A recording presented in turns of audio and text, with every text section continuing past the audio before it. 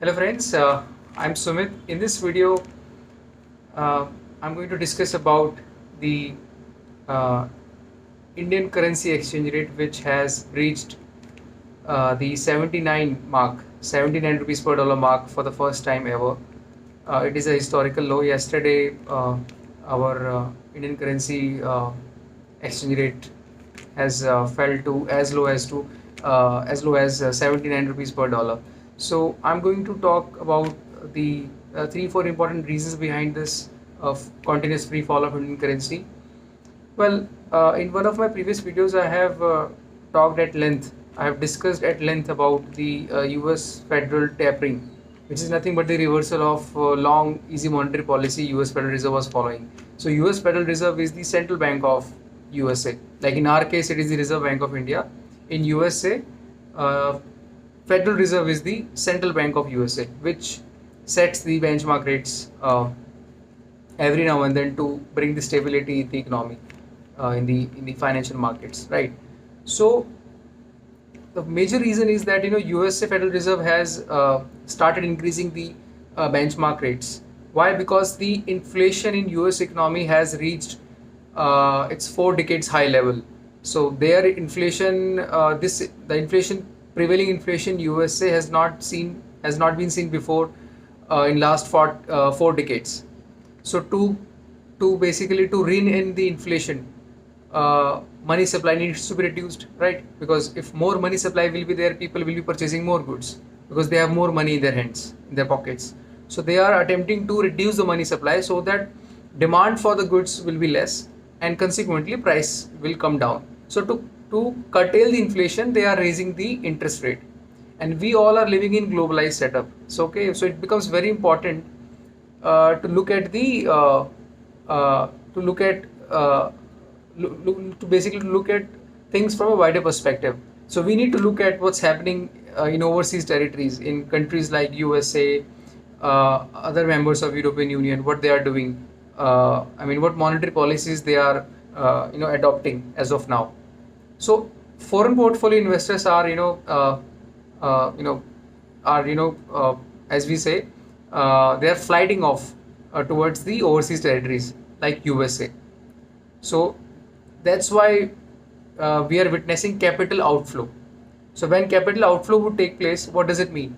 They are going to sell off the Indian rupees and purchase more dollars, right? So for few months, Reserve Bank of India, stepped in, and it was providing the required dollars to the investors so that there would not be much volatility in the currency exchange rate. But Reserve Bank of India has certain limits, right? I mean, it does not have infinite foreign exchange reserves, right? So our foreign exchange reserves has plummeted by $49 billion in last few months. So earlier they stood around 642, if I'm not wrong, 642 or 645 billion US billion dollars, billion US dollars. So these reserves have plummeted by 50 billion US dollars almost. So, considering the fall in foreign exchange reserves, Reserve Bank of India, could not intervene more. So that's why thereafter it started impacting the currency exchange rate. That is the main reason behind this. Second is the rising or ballooning of the current account deficit. So I presume all of you will be knowing the this current account deficit. So uh, in this year, India witnessed high current account deficit so far. So which is nothing but excess of you know excess of expenditure over purchase of imports than selling exports to the overseas territories from where you get foreign exchange, right? So high current account deficit means you are basically spending too much on imports, or uh, you are basically spending too much on the servicing of borrowings which you took from other territories, right? Because net income is a part of current account deficit. So net income is nothing but so like interest income minus interest expenditure is one portion of net income in the current account deficit. So if you are going to spend a large portion on the servicing of debt you took from other countries, then your interest expenditure will be high, right? It means basically that your interest expenditure will be high, which means that you will have higher current account deficit, or you are going to need more foreign exchange reserve, right? There will be more demand for dollar, which in turn raises the demand for dollar.